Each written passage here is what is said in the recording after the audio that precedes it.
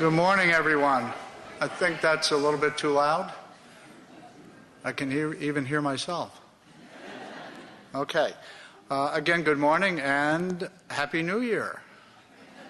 Indeed, it will be. I think as I came across the campus today, it is still growing. It is still shaping. It is just a remarkable feeling as we start a new year. And to start a new year with such optimism, we attended the college startups. Again, the energy levels in the rooms were fantastic. Yesterday, I was stopped for 10 minutes coming into Allendale for a meeting. And I loved every minute of it because I saw thousands of students walking in front of me. They were all in shorts, and there was every color of the rainbow in the T-shirts that were there. It was a phenomenal sight. It really was. Again, the start of a new year like this, I think, is one where we, as I'll point out in some of my prepared remarks, that we can look back maybe over the last year a little bit with what we've achieved, and then spend most of the time this morning looking ahead for this next year, and also looking ahead for maybe the next years ahead as well. So that's what we'll focus in on. And then, of course, we have the convocation with our students, thousands of them with really a rite of passage from where they were in their previous lives, now coming to Grand Valley, to pursue their goals of a degree from this great institution. So with that, I usually like to start off with a story. And this one deals a little bit, I think, with reputation. And my daughter and son-in-law are here. Marcia's here. They're here for the long weekend, which I appreciate. But a couple of weeks ago, we had a chance to visit New York City with Sarah and John and Marcia, and we got on the subway, got off at Rockefeller Center, went out, had a cup of coffee down below. We then toured around the cafe area, and then we are on the corner of 6th and 49th Street. And we were only in New York City now for about 20 minutes. And I had my golf shirt on, always representing, and it had just the GV on it. That's it. And all of a sudden I hear, GV. That's Grand Valley, isn't it? I said, looked around, and there was two other couples right there, and they're smiling. We're from Saginaw, but we live in Ohio right now. GV, that's the only thing that I can think of when I see a GV. It's Grand Valley. You guys are doing a great job over there. So here is, out of the blue, and Sarah and John are saying, what? You're supposed to be on vacation. Well, I still represent, without a doubt. But the GV, it was really neat to have that sense. Just right there on a beautiful day in New York City, as it is today here in Allendale, a beautiful Laker day. Coming in, it was crisp. You had that blue sky, and you had students here. We have faculty and staff ready to engage them and helping them succeed. And that'll be, in essence, part of the message this morning. So I'll get started and move back and forth. But first off, again, one more time, a good morning. And I do want to welcome our board chair, Shelley Padnos, here. Thank you for being here.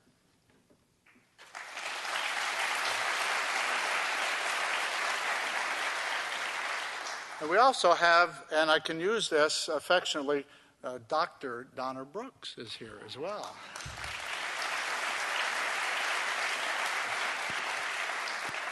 We have, and many people here, we have alums, we have faculty governance, we have members of the Student Senate, members of the community. And again, I was just so pleased walking across the campus, and I'm going to miss this place a little bit, but I told Rachel that I'm not going to just be downtown. We will be in Allendale, even though Zumberg is being overhauled. It actually is looking pretty interesting because they have put some of the carve-outs there. So I think we're going to have a great environment, and as a result of that, as we know, we'll be able to recapture classroom space and office space as well. As I walked around the campus and actually drove in my little golf cart that I get for 3 days out of the year, this day reminds me of the Michigan motto of if you want to look to a beautiful peninsula, maybe peninsulas in my mind, take a look around you. Well, if you want to see one of the most impressive universities in the state of Michigan, if not the nation, just look around you here in Allendale. Look around you where we have Grand Valley presence, and then you will see a beautiful, beautiful campus, without a doubt. Here in Allendale, of course, we have our ravines. We have the natural beauty of Grand Valley itself. But we have something that I am beaming about, and that is our learning environment is being enhanced by the Mary Ida Pugh Library, the Learning and Information Commons. Its soaring architecture is defining us, again, as we reach out beyond Allendale to the rest of the world. It reinforces the fundamental core business that our students are core business. They are the center of our universe. We are interested in teaching and learning. And this particular building is a symbol of that. And as Kate Pugh Walters would say, now her mom would want to know what's happening inside. And I know that what's happening inside through these next years and decades and generations of students coming forward will be enabled so much better to succeed in their lives. And I am so proud that Kate, her family, and so many others were able to see the vision of creating a learning environment that will enable their success.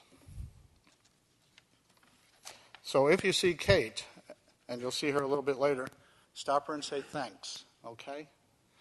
Well, we do start this new academic year, and as I mentioned, it's great to be here to reflect on past successes and look forward together. So I'll start off with those first reflections. Good news. For the first time in more than a decade, the state has reversed cutting higher education appropriations. I think that is a real good step in the right direction. We do have to invest in higher ed. We have to invest in our students. We have to invest in the talent. We have to invest in the scholarship and research that comes out of our public institutions. And while the amount of money is not really, I guess, let me put it this way. The amount of money that has been cut through the years has not been restored completely, but some of this new money is starting to trickle in. But what's really wonderful is that this new money is being allocated on performance-based metrics. And the policymakers, I think, are now getting it, that accountability and performance is important. We've embraced that here at this university, I think, ever since we were founded in 1960. It's built around institutional improvement, performance, and achievement. In fact, another quick story. Some of you have heard this, others may not, but it's worth repeating. When Matt McLogan and I went to Lansing back in March to testify in front of the Higher Education Appropriations Committee for the House, we really were focused in on telling the Grand Valley story. Matt says, I have 10 minutes. It's hard to tell the story in 10 minutes. But at the end of the 10 minutes and 12 seconds, as Matt reported to me, well, it was opened up for questions. And one of the representatives up on the panel said, Mr. Chair, I don't have a question. I just want to make a comment. And he looked at me and said, President Haas, Grand Valley is getting it done. You are hitting it out of the park. You are getting it done. And at that point in time, I didn't know how to respond other than with a smile and a sense of great pride. The great pride that we are all getting it done. We're impacting the future. I think our mission is clear, that we are shaping students' lives, professions, and societies. And at that point in time, it was probably the proudest moment that I've ever had in my professional life, because I was standing there with you, beside you, because we were being recognized as getting it done. And so I congratulate all of you, and I feel so privileged to be part of this university where we are being recognized for getting it done.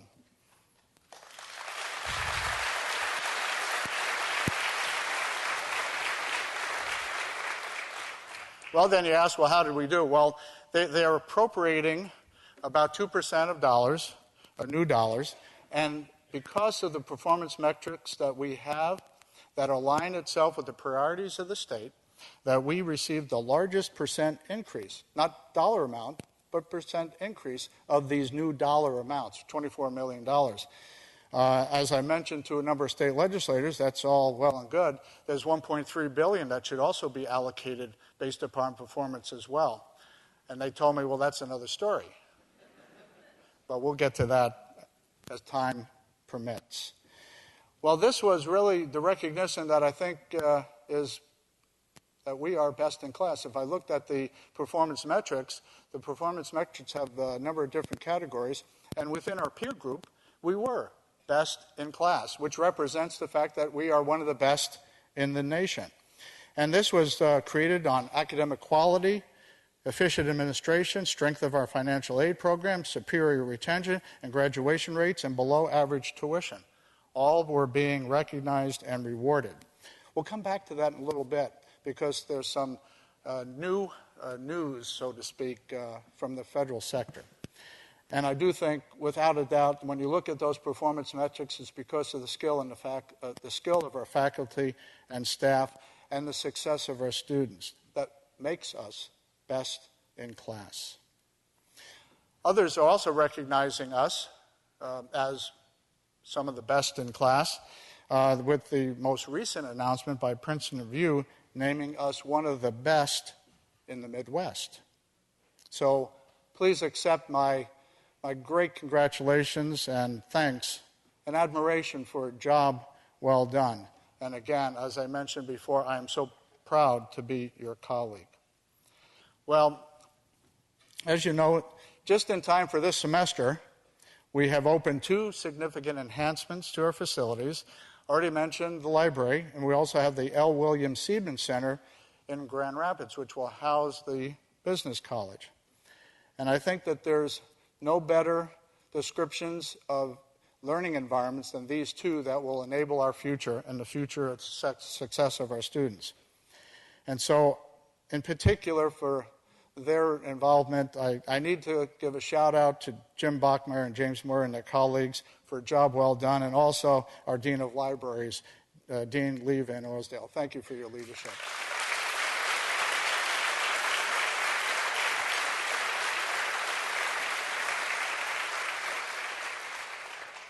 But we're going to continue to invest in our future. That's what is why we do what we do. And we have, as you know, broken ground for the new Laboratory Science Building right here in Allendale. It'll open up in 2015. It will allow us to meet the additional needs for the what I call the STEM-H programs that we are investing in. And it's the first time in a decade that we're receiving state capital outlay. So I do appreciate the state's understanding again that we are relevant to the future of the state because of the programs that we are investing in. We started new academic programs in speech pathology and public health, all the while maintaining our emphasis on liberal education, as we know, and Gail would be quick to point out too, in working with all of our advisory committees, that liberal education, the skills of success are created there as a foundation so we can go into the professions and create even a more successful graduate, whether it be in the undergrad or grad level for that matter. And we're seeing that being written more and more in the contemporary literature. So I'm very pleased that we are staying the course and still doing the investments that we need in both regards. and our campuses are more diverse than ever since the passing of Proposal 2. There's no doubt our admissions team, supported by Jean Arnold and her staff, are elementary in their success as well. So not in addition to being named Best in the Midwest, we were also once again designated as one of America's 100 best buys. Talk about access and affordability, and we're the only school so recognized here in the state of Michigan.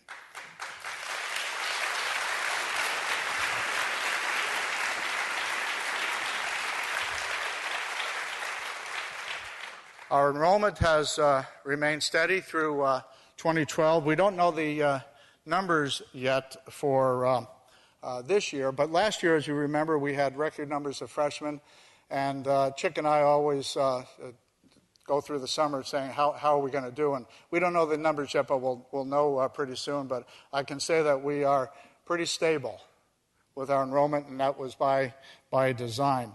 I think Chick and Jody and Cheryl and Michelle and their staff deserve our recognition.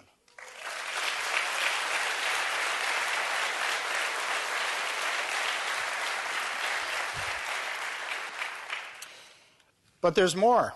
We've successfully raised funds needed to expand our Water Resource Center in Muskegon. It was part of the $10.3 million received last year from donors. Now, think about that. That was after a comprehensive campaign, and just last year was $10.3. Their staff is doing a tremendous job in engaging with what I call the broadening of the base. And again, congratulations, Karen, and your team.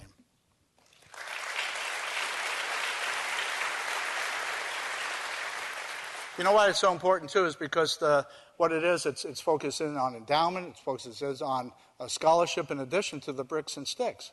So we have a great model here, and again, student-focused. Our library staff and programming was recognized as the exemplar university library in the nation. That was even before the library was built. Again, congratulations. They're the charter school office. Sure. Our charter school office, Tim Wood and others here, we're the #1 authorizer here in the state, and there are very significant metrics associated with that on academic achievement of the students that we are responsible for in the K through 12. We have great operators, we have good faculty in those programs, and I think at the end of this year, we'll have almost 28,000 young people for whom we were responsible, and we're trying to ensure that achievement gap, so we have the continuum. I'm really pleased, by the way, I'll take this off of the remarks here, but I'm really pleased with the state investment in early childhood. That's a little bit, Matt, I think Term Limits would say that wouldn't be the case, but nonetheless, there's investments being made along the way, so I'm very, very pleased with that. We've opened an outreach center in Detroit, and as you may or may not know, we have almost 40% of our students coming from the southeast corner. And this one was really, really wonderful. Grand Valley State University is home now to the first ever W.K. Kellogg Community Philanthropy Chair in the nation. Wonderful work there as well.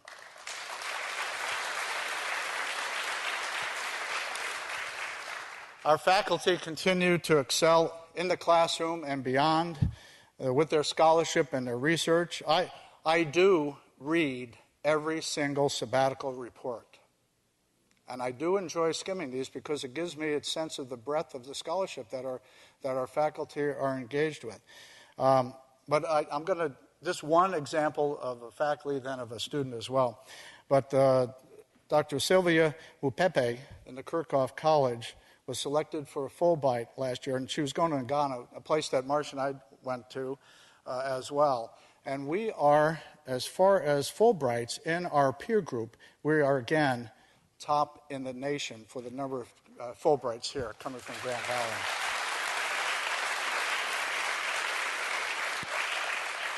And with excellent mentorship of our faculty, and I can go through the entire array of performance outside the classroom. But this one I really felt good about. And Marcia and I, of course, knowing our affection for music. But one of our top students ever in trumpet performance, Hunter Eberly, with his efforts here, with great mentorship with our faculty, is now the principal trumpeter in the Detroit Symphony. That's pretty neat.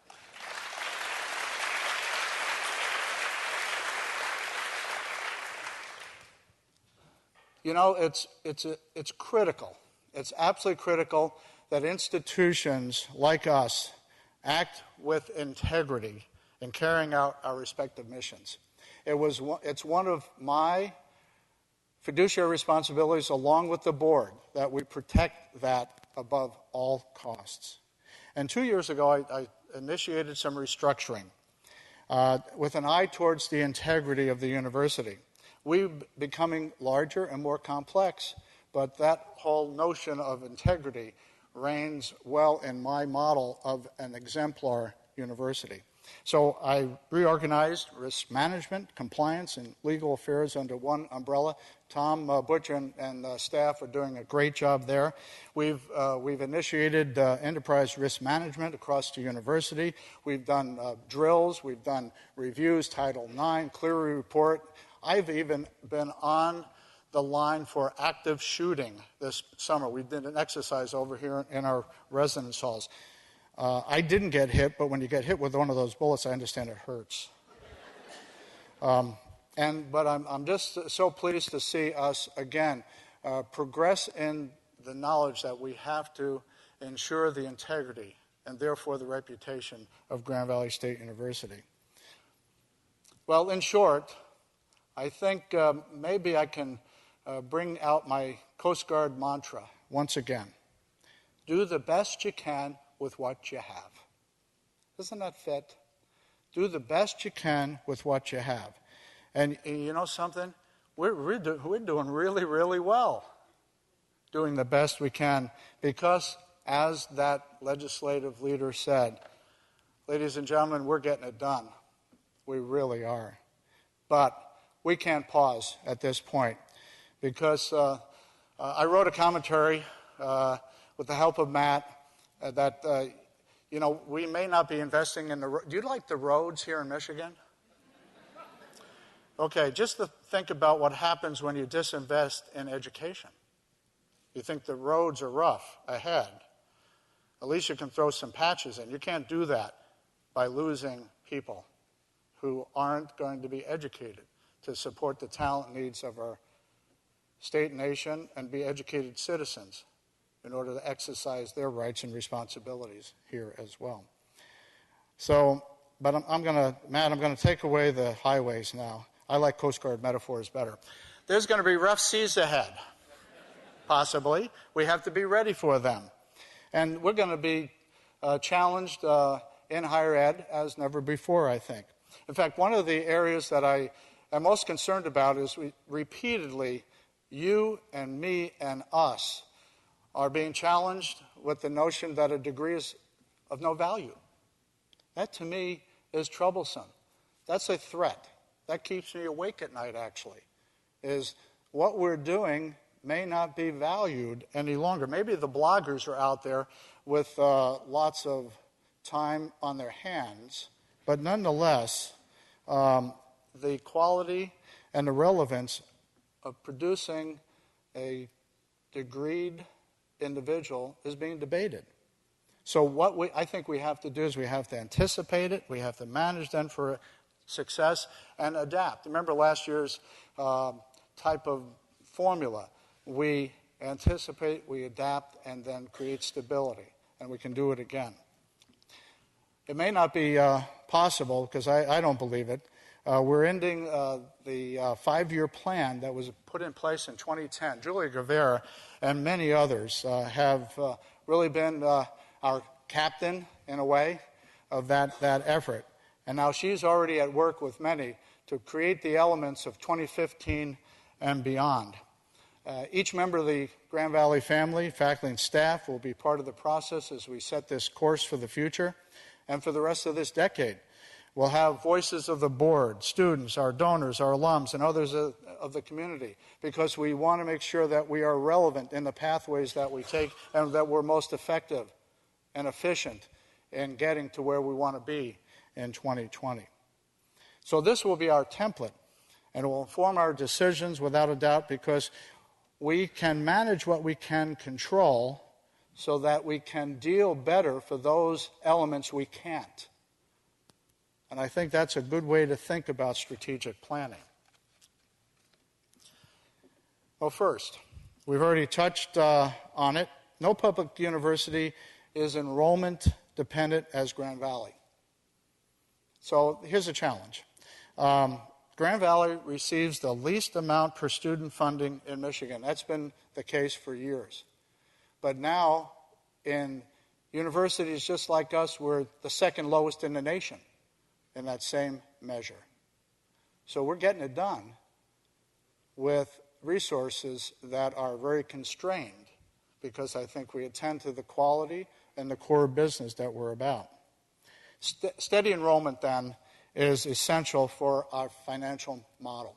In fact, I've been sharing with many that for the last few years we've taken our state appropriations, put it in a new column. We assigned that to help us with the debt retirement and financial aid and a little bit of maintenance and everything else. We're operating like a private institution, a tuition-driven institution, so all your salaries, how we operate this institution is all fundamentally tuition-driven. I was in Iowa, where I was at a private institution, and there I can tell you, every student counts in that model. Every student counts, because gone are the days when the state would have 75% of its dollars coming over, 25% from the students. Those days are gone. And so what we have to do is ensure steady enrollment so we can exercise our strategic plan. So stable enrollment and also stability in our campus employment. Faculty and staff is one and the same. Realize this, too, that 94% of our students come from Michigan, even though, here's another challenge for us. The demographics are showing that the number of traditional age students are going down. Right, Chick? You've seen it already. And that's not going to change overnight. I see this going out for at least 7 to 10 years. So we have not to be surprised by that. And the higher education marketplace then is going to be even more competitive as we move forward. And so much so, you can see it right here in West Michigan, can't you? Take a look at the billboards that go up. Take a look at the bricks and sticks that are being invested in right here. So we must, with regards to enrollment, we must promise things, and then we must deliver on those promises. There's no doubt. I've been saying that time and again. We must deliver on our promises to our students and to each other. In fact, there's no doubt in my mind, students will vote with their feet. We have students who have chosen us because we have put out there what we can offer them towards their degree. And we have to fulfill those promises to them. In fact, if we fail on that, they will seek other opportunities. So we cannot fail in meeting those expectations. So enrollment is job one. It's got to be on everyone's radar. We're providing the best faculty, staff, and facilities. We have a pool of such talented students, some of the best in the Midwest. As I said in the startup meetings, that's a great formula for success when you also filter in and factor in the great support we get from West Michigan to help us do our job and the confidence that they have in us. So we have donors, we have employers, we have so many who are helping us get it done. And we're shaping our future with wonderful and talented alumni. We have to admit, we have to retain, and we have to graduate those that are coming here. These are indeed the elements of stability. While the high school graduate numbers may be going down, smaller universities really need not be the automatic result. And that's because not enough Michigan high school graduates are presently choosing college. Quite frankly, ladies and gentlemen, the going to college rate here in Michigan is a national embarrassment. It truly is. They can succeed in college, but they're not applying to college. We're going to try and do some things here that you'll hear about in the next few weeks to help with that. Remember, I said it's the continuum of educational opportunities. Maybe they're not getting the encouragement to apply. But I've never said this, though, too. Not every student needs to go to a four-year institution, nor should they have that just as their end game.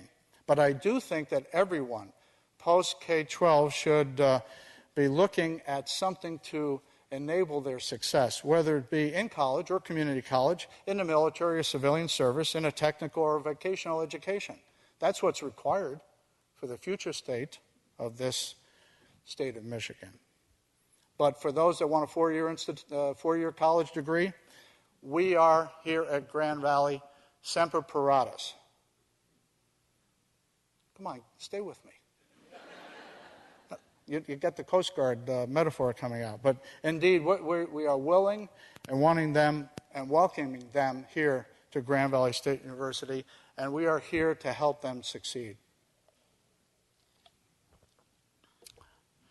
Our state and our nation needs educated citizens. But I've been using the word success much. Well, how do we define success? Well, here's one way. There's tens of thousands unfilled jobs in Michigan, which a four-year degree is required. And we do know that a well-educated population means a more prosperous state. So we need to step up even more our partnerships with students, parents, and job providers so that we're on the same page. College equals prosperity, and we want them to find themselves. Let's find themselves within Grand Valley. Yet, I cannot talk about enrollment or access without talking about affordability and the cost of attendance. This is clear in my mind. Michigan policy makers say that higher education is a priority. I hear it time and again. But state funding does not match those words at all. For most of the 20th century, as I mentioned before, support for higher ed was robust. 75% came from the state, 25%. But over these past few years now, we can say that at Grand Valley, 85% comes from tuition, 15% from state appropriation at best. So the cost of operating our institutions have shifted from taxpayer to family. But I still believe so fundamentally in the idea of a public good. But what's unfortunate now is the students and their families are forced to fill the gap between loan, work, and part-time attendance. And we are a low college participation state, so lawmakers can get away with it. They can continue their policies of disinvestment because there's no political repercussions. And that's unfortunate. Much different than if you were in South Carolina, where it's just the opposite. So many think that this cost shifting is okay. I can't disagree more. It is fundamentally wrong to think that that is the good model, the paradigm to go forward. This policy is just not unfair. It's irresponsible and sustainable. As I mentioned, a degree from Grand Valley is a public good. And in fact, President Obama challenged us to drive down the cost of attendance because more Americans hold more college debt than the credit card debt. And that's the unsustainable part. But I pulled this up this morning. And out of the Los Angeles Times and ABC News, President Obama proposes college ratings, that came right this morning, on affordability. Part of a plan to rein in cost of higher ed, Obama proposes a college scorecard to rate universities according to value. Then it went in, it said They're wading into controversial business of rating colleges based on their value. He unveiled a set of proposals aimed at tackling the rising cost of higher ed. The college scorecard would help students decide whether school is worth, quote, the hefty tuition bills and help government decide where to spend federal aid money. That's the key right there when I read that. Where to spend more federal money. And then in here, it said, he continued to say, it's time, this was, actually it was in SUNY Buffalo. It's time to stop subsidizing schools that are not producing good results and reward schools that deliver for American students and our future. Grand Valley State University. Right here in today's news. And again, ABC News, the same thing. You know what's unfortunate about this, though? Not one sense of state accountability. I've told you the shifting of costs went from the taxpayer to the families. There is an accountability for the state, without a doubt. Now, I will continue to remind our state legislative leaders, as Matt and I have this past summer with some of our legislative leaders, who I think understand it. Now we'll see if their understanding goes into some kind of action with good policy. Well, from this, as you can understand, that the president has leverage in the amount of loans that are available through the federal government.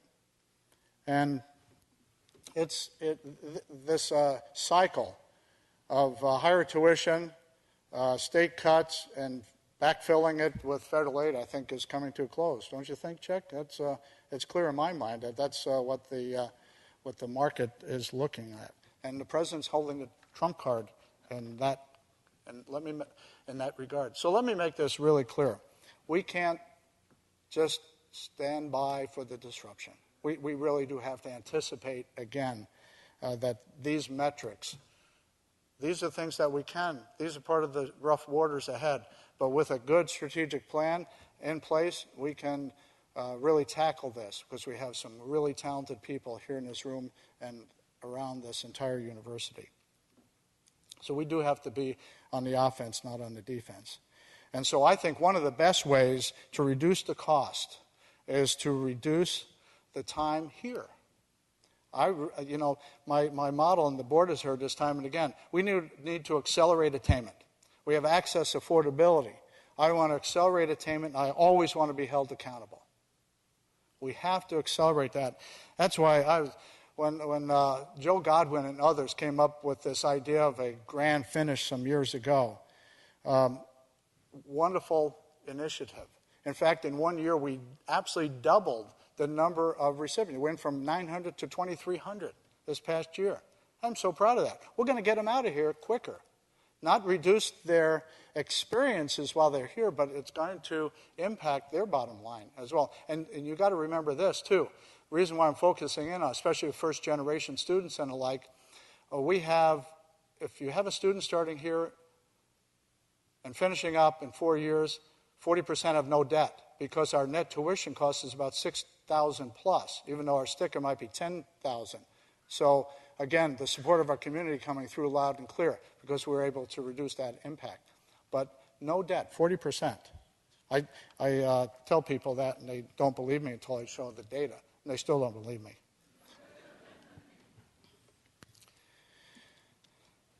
The other opportunity we have, and here Joe and Phil Batty and others were able to help me, that there's some students that might not be able to afford the traditional 4-year residential model. There are options and alternatives. You go to community college, that might help reduce some of the costs. We have been pioneers in that, too, with the relationships. We have... In fact, if we can do that, we might even reduce by 25% the cost of attendance with that type of model. The fact is we do have great community colleges with a great mission here in the state of Michigan as well. We can accept more and more transfer students. I want to accept more military students. We know that the marketplace is changing for us. We have to make sure that we understand that model. Now, if we if we can be real radical, and I got some stats on that too, why not complete a 4-year degree in 3 years with continuous enrollment here? We can do that. There's no doubt. We've had hundreds of students actually in the last few years complete in 3 years. Yeah, they'll bring in AP courses, they'll bring in things like that, and they can do it. We need to use our advising system to make sure that we are listening to them and that we're helping them succeed. I've asked the provost some time ago, a year or two ago, to look at the prerequisites, and you eliminated 300. And I got to share this because I always do. Gail's starting her 12th year, and I don't think there's a better provost in the nation, academic leader, than Gail Davis.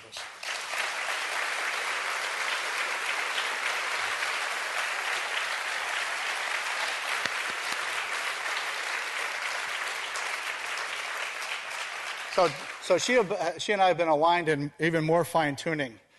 We cannot put a bar up so high to reduce timely graduation. And where it makes academic sense, we can look at course substitution, flexibility, getting students and faculty engaged with one another. I heard that time and again in the startup meetings. I give a double thumbs up on that because the relationships are so critical as we know to student success.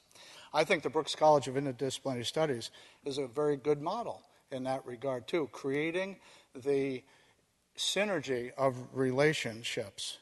When we also, in my mind, and I've said this now for, I'm starting my 8th year now, we have to expand our graduate school options, especially in the health professions, and then we have to keep those students on track to a timely graduation as well.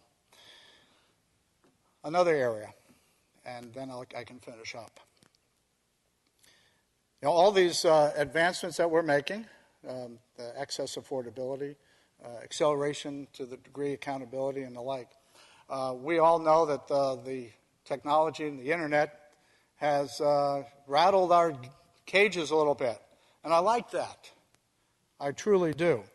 Because, as you know, online offerings are growing by leaps and bounds. We know the acronym called MOOC, Massive Online Open Courses. They're still trying to find their way, and that's fine, but they're not going to go away. You can trust me on that comment. Here in Michigan, of course, we've seen disruptive technology. We went from the horse and buggy manufacturers. They went out of business, and then the horseless carriage came called CAR, Detroit. In fact, Flint and Detroit grew rich on that, but then they were complacent as well. Then the telegram. In fact, when I got my appointment to the Coast Guard Academy in the summer of 1969, I got a telegram. It said, you got 24 hours to respond back. Okay, now you would expect a return in 24 seconds because it would come, and even that would be slow. And so, of course, how many people in the audience have no longer landlines at their home, but they do have their phone and their cell phone as well. And we know that the laptop has killed the typewriter, and maybe even that smartphone itself is going to kill Kodak in the long run too. So I do know that this creative disruption is on display, and it will continue to accelerate. It will continue to accelerate. So how will higher education, how will we adapt then, again, to this changing landscape? And it's not when we, or if we do, integrate this technology in the classroom, it's when and how fast we do it. Gail and faculty talking about flipped classes, we're talking about hybrid classes, we're talking about online program and the like, talking about how we can use what's out there in content, bring it back to faculty. Faculty then can use their time more effectively in building their relationships, doing it in a mentor relationship and the like.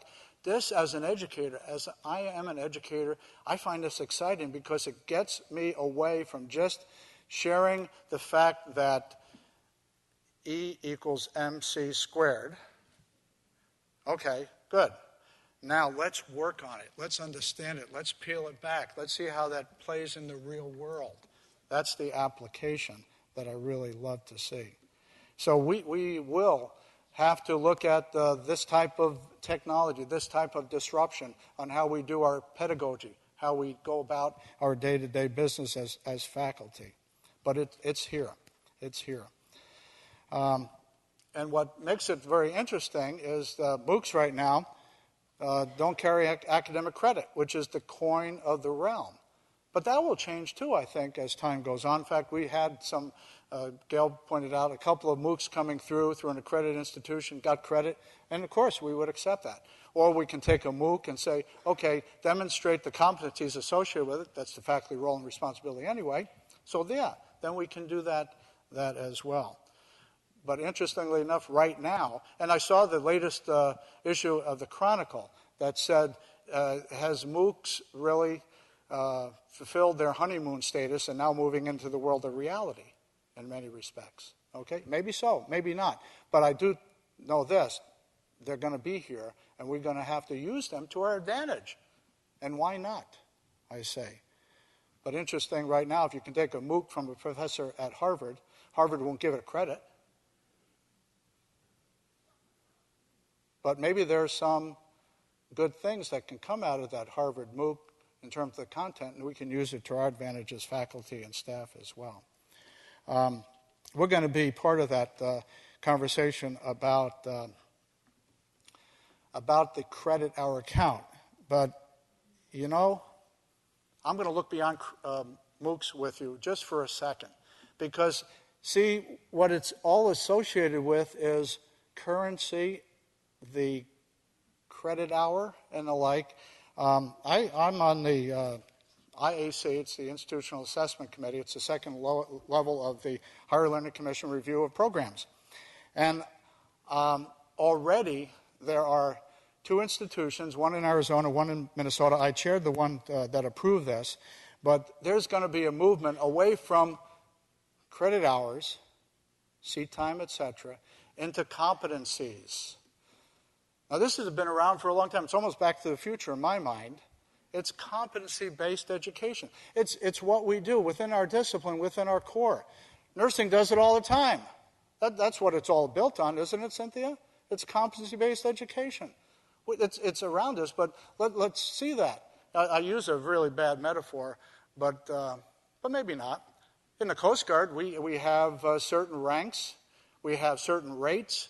There's certain competencies associated. You can go from a third-class petty officer who knows how to wash dishes really well in the cook rating, but I want to be a chief. Well, you have to show the competencies along the way, plus the leadership that you need to do as well. And then all of a sudden you go from washing a dish to setting the menu, because everyone in between is going to cook the meal. And there's going to be then competencies associated with the different levels as well. I'm excited about that. When I saw some of the preview of this with my review of the materials that came forward from this university in Minnesota, I got pretty excited because it takes the realm of the coin of the realm from a credit hour into something much, much different and exciting from a faculty standpoint, because you're the ones that are going to create this as well. And so we will see some of this experimentation going on. This, ladies and gentlemen, is going to be the game changer in my mind as we look forward. Maybe we can get a 4-year degree or the Bachelor of Science degree or the Bachelor's of Art degree. It's not a 4-year degree anymore. It's a credential called a bachelor's degree. Maybe you can do that in 2 years, maybe 6. But the faculty is going to work with the students to create that type of model. So I get pretty excited about what might be after the MOOCs. And all this is very consistent with conversations that we've had with the board, with their attention to accountability, fiduciary responsibilities, and high quality as well. So let me just read you one comment about this MOOC, and then I'll finish up.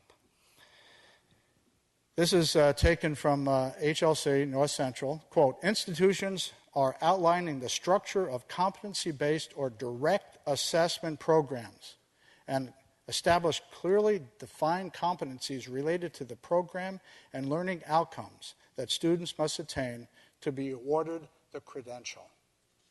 Not a 4-year degree, but a credential. So it's going to be fun to see that as it plays out, and Gail and others will be having to look at where this change might be, how we need to adapt as well. So please let me finish. We got students waiting. There's many saying nice things about Grand Valley. I started that off with folks from Ohio. They're saying nice things about Grand Valley, about our students, and about all of you that are contributing to our mission. And we're seeing that reputation, I think, improve year over year because we are being viewed as an institution of value. Similarly, what President Obama was talking about here as well. And there's no doubt in my mind that we have momentum. Well, that being said, I must today challenge all of us to continue to get it done.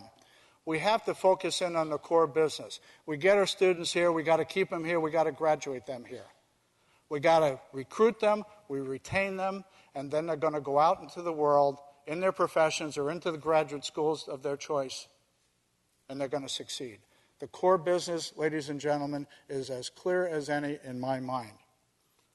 And if we do that, we must continue. Now, we might be one of the best in the Midwest. I want to continue to have us strive to be the exemplar, the premier institution in the nation. And why not? We got the best faculty, we got great support from the staff, we got a community that's behind us, we have a learning environment second to none, we got great students. Why not? Ladies and gentlemen, we must continue to strive to be that premier institution in the nation. And we will be defined along the way. We'll be defined by, as you heard me say before, relevance, rigor, and a return on investment, along with the relationship that we have and the reach forward into our future together. We're now more than halfway through 2013. Remarkable. 40 years since I graduated from college. I don't believe it. My wife does. 2014 is just around the corner. And as I mentioned, Marcia and I are starting our 8th academic year with you. We're surrounded by skilled faculty and staff whose friendships we cherish. We truly do. And we have remarkably talented students who, again, is job one for us. And I'm so pleased that they have chosen us to be part of their adventure in higher education. We have a committed board of trustees and a confident community in our mission. And they're very proud of Grand Valley State University. But time does fly. It goes through very, very fast in our minds. But one thing at Grand Valley that has not changed, these 4 things: student-centeredness, quality, inclusion, and adaptability. These are core values, ladies and gentlemen. These are not conveniences of the moment. They are at the heart of our performance. As we mentioned early on, we're being measured on that account. We're measured on our outcomes and our results. Keeping them all front and center will help us achieve this next year and will keep us, without a doubt, best in class. Ladies and gentlemen, GVSU is achieving, and we're getting it done. Thank you for your attention.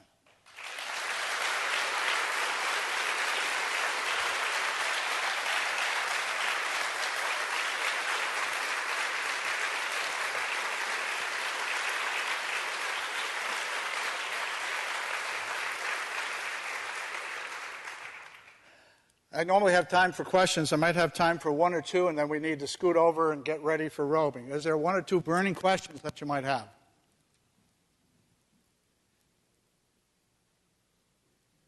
Yes, sir. Yes, I will be in the freshman chemistry this next year. You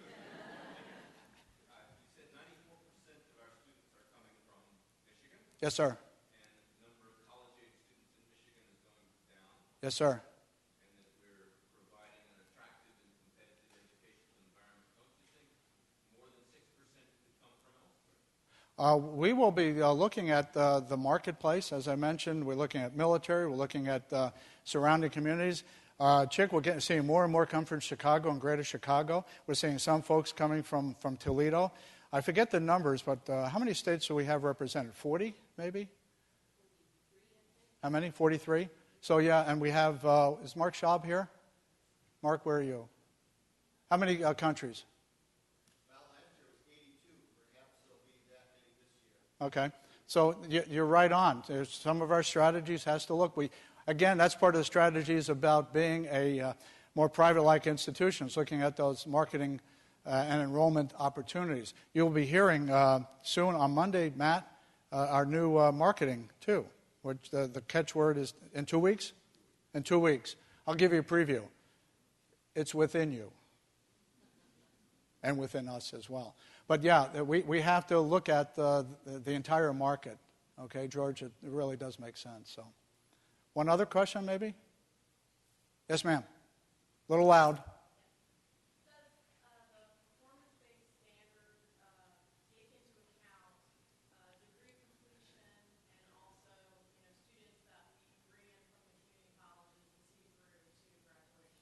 Yeah, it's really good. I have the one sheet, and I'll have Matt help you, but I think I got this right. It deals with completion rates in what they call priorities for the state, and that's the STEM and health area. They're looking at the number of undergraduate Michigan residents, finally. They're actually looking at some enrollment dynamics. They're looking at of course, overall degree completion rates as well. They're looking at effective administration. One thing I wish they put in there was Pell Grants, but they weren't able to do that. I really wish they could, because that's part of our opportunity to serve the need-based students. So it's there too. Some institutions, we're not a research 1 or 2 institution. I don't want to go there, but they get rewarded for their research. Even though for some of those schools we do more research than they do, but that's another story. I wasn't going to argue because I already had some things in there that I really wanted. Matt, what else is in there? Is that about right? That's it. Okay? So what I'm hopeful for, and Matt's going to help me with this too, is we want to make sure that if the metrics are in place, let's keep them in there for a while to see if things can change. You know, it's really difficult with term limits. It's hard for folks coming in that have a new face and the ability to ask questions that they don't know the answers to, or better yet, they know the answers to questions that they don't know how to ask. And that's true, okay? But nonetheless, we'll continue to work with them, but I really would like to see this sustained and then focus in on some of the dollars that are in that $1.2 billion in base. In fact, I went this far with a legislative leader saying, don't give me another dollar until we fix what's already there, because I'm not interested in staying in the past. I want to look forward. I want to be relevant to the state needs here. I want to make sure that our priorities are set as well and that we align our budget strategically. And he was listening. I did appreciate that. Okay? Well, again, Happy New Year. Good to start 13-14 the way we are today. Good tradition. And now let's go ahead and welcome some new Lakers here to Allendale.